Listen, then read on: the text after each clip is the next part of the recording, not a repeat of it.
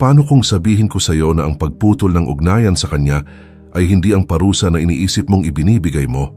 Maaring iniisip mong ang pagiging no contact ay dudurog sa kanya, na ang katahimikan ay aalingaw-ngaw sa kanyang dibdib at babasag sa kanya.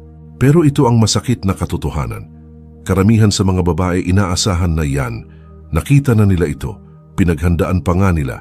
Ang no contact ay maaaring patahimikin ng ingay, pero hindi nito winawasak ang kanyang ego. Hindi nito binabaliktad ang power dynamic. Hindi nito pinagsisisi ang ginawa niya. Narito ka dahil naging tapat ka. Buong-buo kang nag-invest. Binigay mo ang tiwala mo, ang oras mo, at ang enerhiya mo. At nang talikuran ka niya, hindi lang niya iniwang mag-isa ka. Iniwan kanyang nagdududa sa halaga mo. Hindi yan sugat. Yan ay paggising. Ang video na ito ay hindi tungkol sa mababaw na paghihiganti. Hindi ito tungkol sa pagmamakaawang bumalik siya. Ito ay tungkol sa pagiging lalaking. Ang katahimikan ay hindi lang kawalan ng salita, kundi presensya ng kapangyarihan.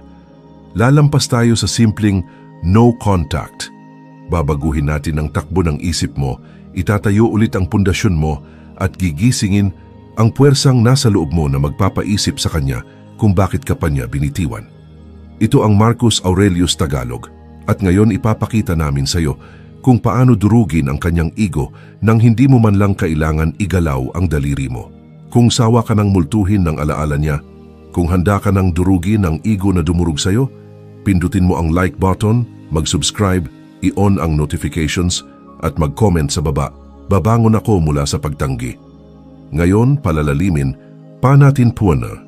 Sunugin ang ilusyon una. Sunugin ang ilusyon. Hindi mo siya ang iniiyakan mo.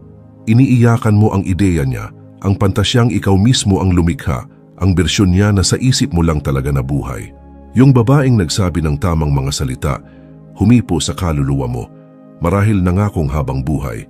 Pero yung babaeng yon, isa lang siyang proyeksyon, isang maskara, binuo mula sa katapatan mo, pag-asa mo, at pananabik mong may isang tao na sa wakas ay makakakita at hindi ka iiwan. Pero ano ba talaga ang ginawa niya? Umalis ba siya ng walang paliwanag? Binigyan ka ba niya ng paunti-unting atensyon, kunwari biktima, tapos tumakbo sa ibang lalaki habang sugatan ka pa? Hindi yan pagmamahal, hindi yan katapatan. Yan ay ego. At tuwing binabalikan mo ang mga lumang mensahe o kinakapitan mo ang mga alaala kung saan tila iba siya, pinapakain mo ang ilusyon, inaangat mo pa rin siya sa pedestal na matagal na niyang hindi nararapat. Ito ang unang hampas sa ego niya. Kailangan mong sunugin ang pedestal. Sa bawat ulit na binubuhay mo ang pantasya, binibigyan mo siya ng kapangyarihan. Kinukumpirma mo ang halaga niya. Pinananatili mo siyang mataas sa isipan mo. At habang patuloy mong tinitingnan siya bilang kakaiba, espesyal at isang taong nawala sa iyo, panalo siya. Ang isang stoic na lalaki, nakikita ang mga bagay sa kung ano talaga sila, hindi sa kung ano ang gusto niyang maging ito. Kailangan mong bitawan ang imaheng sinamba mo. Yung pantasya ay ang kulungan mo. At kapag tumingin ka na sa kanya ng walang emosyon, makikita mo ang mga kapintasan na binaliwala mo, ang mga pattern na pinatawad mo, ang mga pulang bandila na pininturahan mong puti. Hindi siya ang soulmate mo.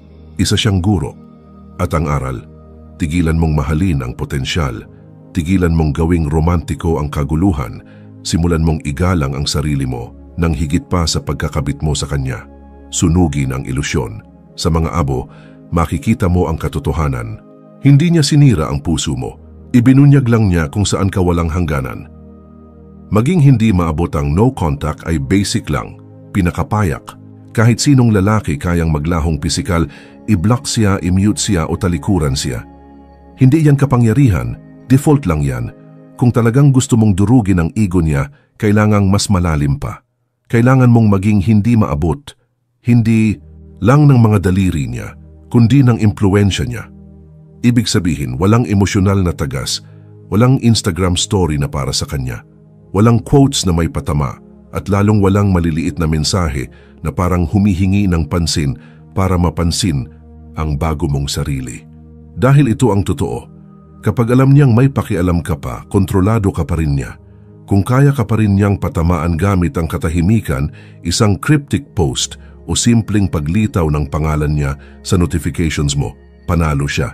At ang isang stoic na lalaki, hindi naglalaro para matalo. Para maging hindi maabot, kailangan mong itigil ang pag-react at simulan ang pag-master ng detachment. Hindi ito pagiging malamig, ito ay pagiging kontrolado. Hindi mo siya tinitingnan sa social media. Hindi ka nagtatanong sa mga kaibigan kung kumusta na siya. Hindi mo siya pinapaupahan ng libre sa utak mo. Binabawi mo ang iyong panloob na kuta dahil yon ang sinusubukan niyang pasukin. Hindi ang telepono mo, hindi ang bahay mo, kundi ang katahimikan mo at kapayapaan. Tandaan mo ito, ang mga babaeng sanay sa atensyon, ayaw sa kawalang pakialam. Hinahanap nila ang reaksyon kahit negatibo. Pero ang katahimikang walang bakas ng emosyon, yun ang pahirap.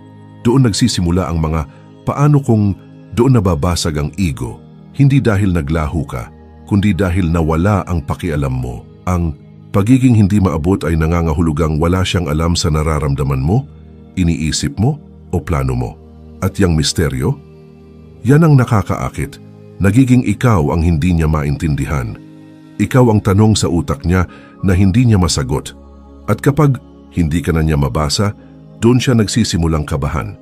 Doon niya iisipin kung totoo bang may epekto siya sa'yo. Doon nagsisimulang bumaliktad ang timbangan. Doon ka nagsisimulang tumaas. 3. Paghariin ng katahimikan. Karamihan sa mga lalaki takot sa katahimikan. Tinuturing nila ito na parang waiting room. Isang bagay na kailangang tiisin hanggat hindi siya nagpaparamdam, hanggat hindi siya nagsisisi, hanggat hindi siya bumabalik. Pero ang ganong pag-iisip, kahinaan yan na nagpapanggap bilang pasensya. Kung gusto mong baliktarin ang kwento, hindi mo lang basta titiisin ang katahimikan, pag-aaralan mong pagharian ito. Gagawin mong ang void ay teritoryo mo. Ang isang stoic na lalaki, hindi iniiwasan ang kawalan, inaangkin niya ito. Ito ang sikreto, sa void nagsisimula ang tunay na pagbabago.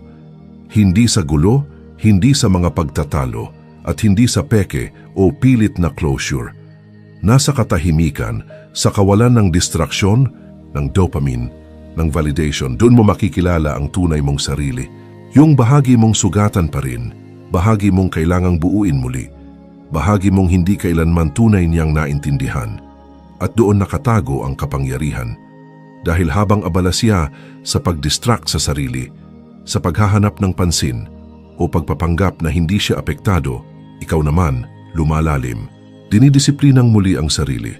Nagiging mas matalas, mas malamig, mas nakatutok. Ginagawa mong ang katahimikan ay ang iyong gym, iyong templo, iyong larangan ng digmaan. Ang lalaking komportabling nauupo sa kawalan, walang papuri, walang paglalambing, walang ingay, siya ang lalaking nagiging lahat. Ang pagmaster ng void ay ang pagtigil ng pagka-obses kung kailan kanya mapapansin at pagsisimula ng pagka-obses sa kung sino ang nagiging ikaw. Ibig sabihin nito, hindi ka lang humihiwalay sa kanya. Hinihiwalayan mo ang pangangailangang may taong kukumpleto sa iyo.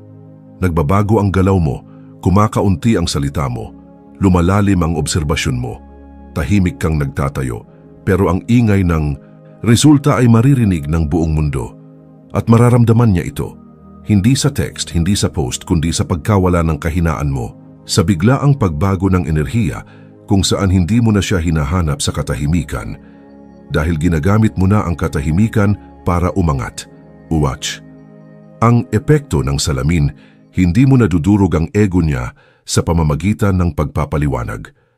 Ginagawa mo ito sa pagiging salamin, isang salamin na hindi niya matatakasan, na malinaw na ibinabalik sa kanya ang bawat desisyong ginawa niya ng walang habag. Karamihan sa mga lalaki naghahanap ng closure, gumagawa ng mahabang mensahe, ibinubuhos ang damdamin, sinusubukang ipaintindi sa kanya. Pero hindi yan kapangyarihan, pagsuko yan. Yan ay paghiling ng validation at yan mismo ang nagpapalakas sa ego niya. Gusto mong yumanig ang mundo niya? Manahimik ka. Hayaan mong katahimikan ang magsalita. Hayaan mong ang mga konsekwensiya ang umalingaw-ngaw. Kapag tumigil ka sa paghabol at nagsimulang ibalik sa kanya ang enerhiyang ibinibigay niya, may nagbabago. Napipilitan siyang harapin ang sarili niya. Wala na ang atensyong ikinabubuhay niya. Patay na ang dramang ginamit niya para kontrolin ka. At ang natitira na lang ay ang mga desisyong siya mismo ang gumawa. At ang malamig, kalkuladong pagkawala mo na nakatitig sa kanya. Ito ang epekto ng salamin. Hindi ka na nagre-react. Nagsisimula kang maging mismong consequence, hindi dahil sa galit, kundi dahil sa paggalang sa sarili. Wala kang ibinibigay na pwedeng pagtalunan, baluktutin o sisihin, kundi ang sarili lang niyang mga kilos na ngayon ay bumabalik sa kanya. At ang lumalalim na pagkaunawang nawala niya ang isang lalaking nagbago, hindi para sa kanya, kundi dahil sa kanya. Doon nagsisimula pumasok ang pagdududa. Doon nagsisimulang mabasag ang kumpiyansa niya. Dahil sa totoo lang, inaasahan niyang bibigay ka, magmamakaawa ka, maghihintay ka. Pero kapag hindi mo ginawa yon, kapag tahimik kang nag-evolve na wala nang pakialam kung mapansin ka pa niya, doon niya mararamdaman ang lahat, pagsisisi, pag-usisa, at kawalan ng kapanatagan. At ang pinakamatindi, hindi mo siya pinilit. Ibinigay mo lang sa kanya ang sarili niyang refleksyon. At yon ang hindi niya kayang harapin. Toy Sanchez bawiin. Lahat ng pagpapatunay ang ego, nabubuhay sa atensyon, nabubuhay sa papuri, reaksyon, selos.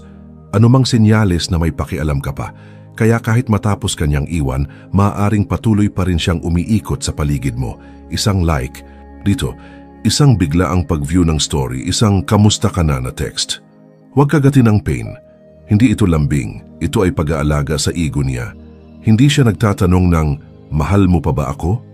Ang tanong niya ay, kontrolado pa rin ba kita? Diyan, natatalo ang karamihan sa mga lalaki. Pinapatunayan pa rin nila ang halaga ng babae kahit tahimik na. Nagpo-post ng thirst traps para mapansin. Sobra-sobrang paliwanag kung bakit tapos na sila. Patagong nangaasar sa post, iniisip na masasaktan siya. Pero bawat galaw na yon ay patunay na mahalaga pa rin siya. Gusto mong durugin ang ego niya, patayin ang supply. Bawiin ang lahat ng pagpapatunay, hindi dahil sa galit kundi sa kawalang pakialam. Ang stoic na lalaki, naiintindihan na ang atensyon ay pera. Bawat like, bawat sulyap, bawat emosyonal na reaksyon ay bayad. At ubos na ang balanse niya. Hindi mo siya kailangang bigyan ng closure. Hindi mo siya kailangang sabihan ng glow up mo. Ang katahimikan at tagumpay mo ay sapat na sa sarili nila. Hindi ka nagpo-post para patunayan ang kahit ano.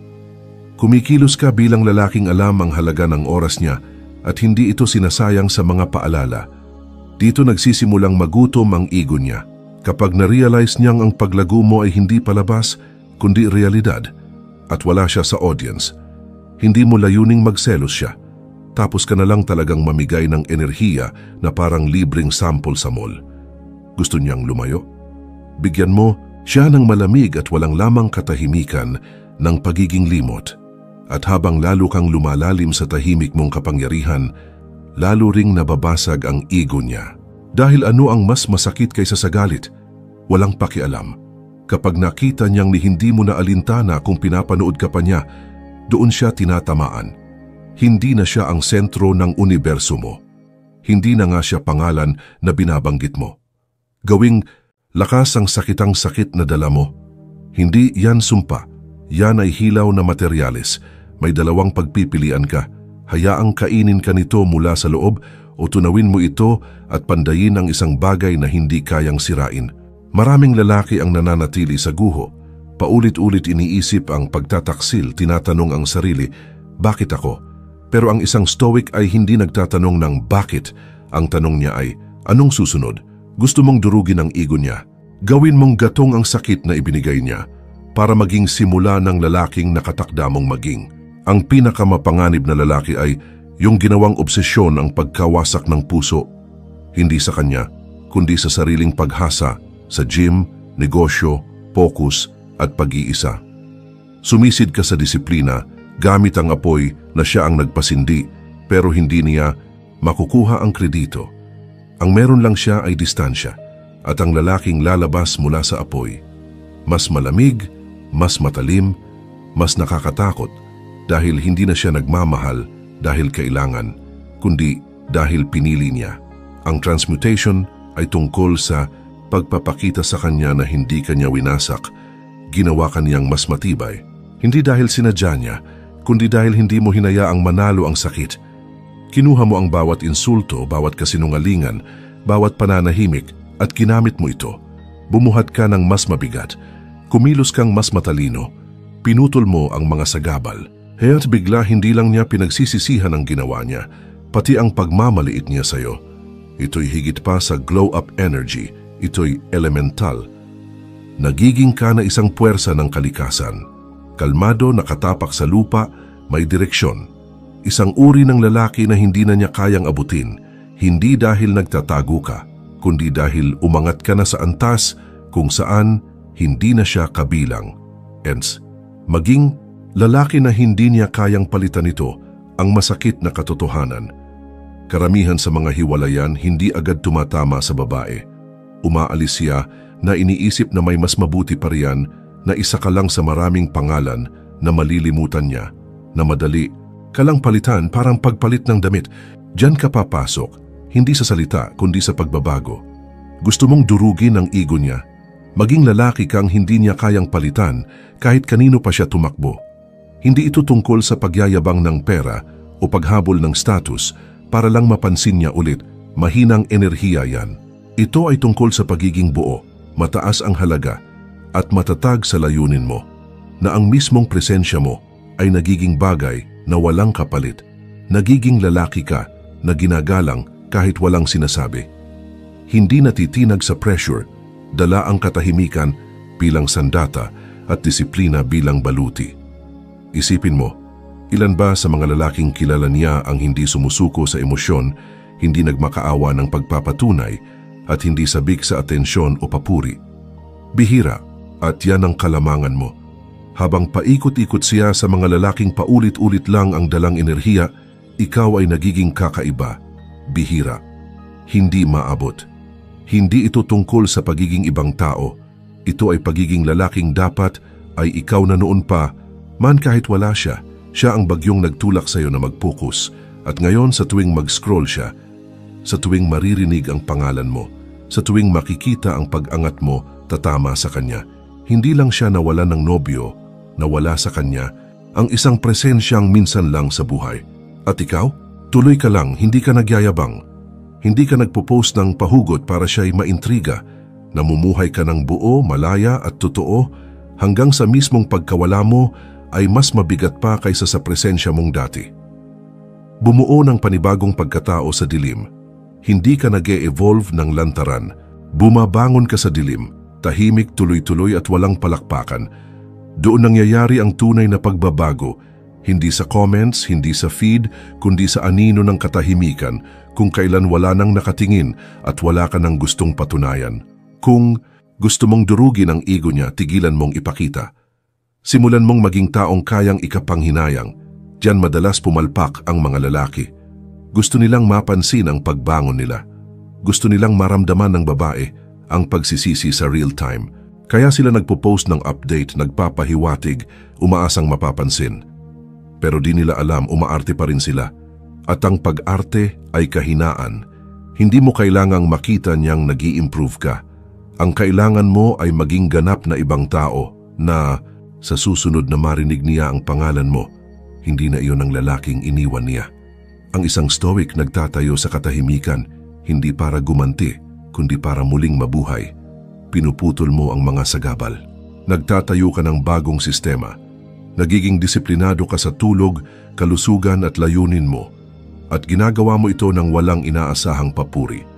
Dahil kapag ang pagkatao mo ay nakaugat na sa kung sino ka talaga at hindi sa kung sino ang gusto mong mapabilib, wala nang makakayanig sa iyo.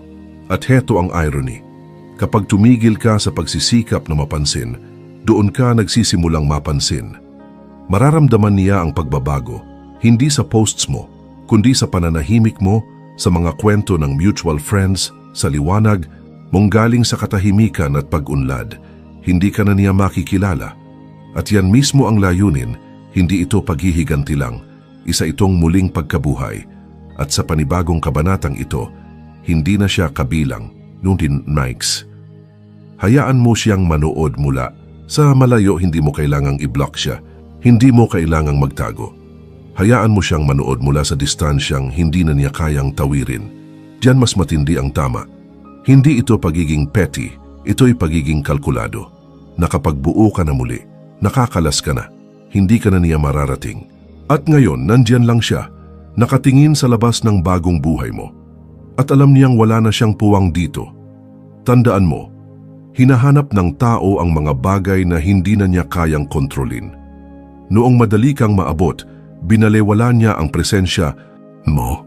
Pero ngayon, kailangan niyang harapin ang katotohanang iniwan niya, ang isang bagay na hindi na maibabalik. At dito, nagsisimulang kainin ng ego niya ang sarili nito. Hindi dahil may sinabi ka, hindi dahil sinubukan mong pagselusin siya, kundi dahil naging lalaki kang akala niya'y hindi mo kayang maging. Ang lalaking hindi na kailangang aprubahan para umangat. Ang susi rito, subtlety. Hindi ka nagyayabang. Hindi ka nagpo-post ng pa-cute. Hindi ka nagpaparinig. Kumikilos ka ng may lakas. I-post mo ang project na nilaunch mo. Hindi ang gym selfie na naghihintay ng reaction niya. Ibahagi mo ang mindset mo, kapayapaan at progreso. Hindi para mag-flex, kundi para manguna. Dahil ngayon para sa misyon ka nabubuhay, hindi para sa alaala niya, makikita niya ito. Siguro hindi ngayon, siguro hindi sa susunod na linggo, pero darating ang araw. I-scroll niya, maririnig niya, maiintriga siya. At kapag dumating yon, ibang klase na ang tama ng pananahimik mo. Hindi dahil wala ka na, kundi dahil kita niya kung sino ka na. At alam niyang hindi na siya bahagi ng ebolusyong yon. At ikaw, hindi ka humahabol, hindi ka kumokonekta, hindi ka nagre-react. Tahimik kang sumusulong habang unti-unting gumuho ang ego niya sa rearview mirror. Yan ang kapangyarihan. Kanyang kamanalo kahit walang sinasabi. Then, magpatawad para sa lakas, hindi para sa kapayapaan. Ang pagpapatawad ay hindi kahinaan. Hindi ito pagpapalusot sa kanya. Hindi ito pag-aakto na parang hindi kanya nasaktan ng malalim. Ang pagpapatawad, ang huling patikim ng lakas. Ito ang paraan mong sabihing, wala na siyang kapangyarihang makaapekto sa iyo. At yan mismo ang dagok sa kanyang ego. Dahil walang mas nakakabali sa isang taong inaasahang kamuhian mo kaysa makita kang tunay na walang pakialam. Pero ito ang totoo. Hindi mo siya pinapatawad para sa kanya. Pinapatawad mo siya para mabitawan mo ang bigat, ang galit, ang mga tanong, ang paulit-ulit na siklo. Dahil kapag patuloy mong kinikimkim ang hinanakit, nakakadena ka pa rin sa kanya. At yan mismo ang gusto ng kanyang ego, na manatili kang nakabaon sa loop ng puot pagkahumaling at sakit. Ang isang matatag na lalaki ay pinipiling magpatawad, hindi dahil madali ito, kundi dahil ayaw niyang may umuupa sa isipan niya ng libre. Hindi ka nagpapatawad tapos makikipag-ugnayan. Hindi ka nagpapatawad tapos hahanap ng closure. Pinapatawad mo siya at tahimik kang umaalis, matatag, buong buo at walang hinihinging paumanhin. Inaasahan niyang magtatanim ka ng galit. Inaasahan niyang magwawala ka. Inaasahan niyang kamuhian mo siya habang buhay. Pero kapag tinapunan mo siya ng biyaya, kapag pinakita mong tapos ka na, hindi dahil sa galit kundi dahil sa paglago, doon niya mararamdaman. Doon siya tatamaan ng pagsisisi na parang suntok na hindi niya inaasahan. Ito ang kabuuan, ang huling eksena. Hindi ka mapait, mas mabuti ka na. At ngayon hindi lang siya wala sa buhay mo, wala na rin siya sa isip mo. Ganyan ang tunay na pagbitaw, ganyan ang totoong paghilom. Bumangon ka, hindi para maghiganti, hindi para sa palakpakan, kundi dahil pinili mong hindi na hayaang basagin ka ulit ng kahit sino. Nakarating ka sa dulo. At malaking bagay na yon, hindi ka nandito para malugmok, hindi ka nandito para humabol. Nandito ka para bumangon, muling buuin ang sarili. At maging kung sino ka talaga. Hindi ito tungkol sa kanya, hindi talaga naging tungkol sa kanya. Tungkol ito sa iyo, sa pag-alala kung sino ka nga ba, kapag tumahimik na ang ingay at nahulog na ang mga maskara. Akala mo sapat na ang no contact, ngayon alam mo na ang tunay na hakbang ay maging untouchable. Kaya hayaan mo siyang magtaka, hayaan mo siyang mag-scroll, hayaan mo siyang malunod sa katahimikang ikaw ang may kontrol. Habang naglalaro siya, ikaw ay nagchichess. Habang naghahanap siya ng papuri, ikaw ay naghahanap ng kahulugan. At habang siya ay lumilingon, ikaw ay lumalakad paabante. hindi ito tungkol sa paghihiganti. Tungkol ito sa hindi na muling maging ganoon kakaliit at kahina-hinaing muli. Tungkol ito sa pagiging lalaki na hindi kailangang piliin dahil pinili na niya ang sarili niya. Ito ang panahon mo. Panahon ng katahimikan, focus at matibay na respeto sa sarili. Dalhin mo ito ng may disiplina, ipakita mo ito sa gawa at huwag mo nang hayaang ipagkamali ng kahit sino na ang access ay katumbas ng halaga. Hindi ka mapait, hindi ka wasak, ipinanganak kang muli.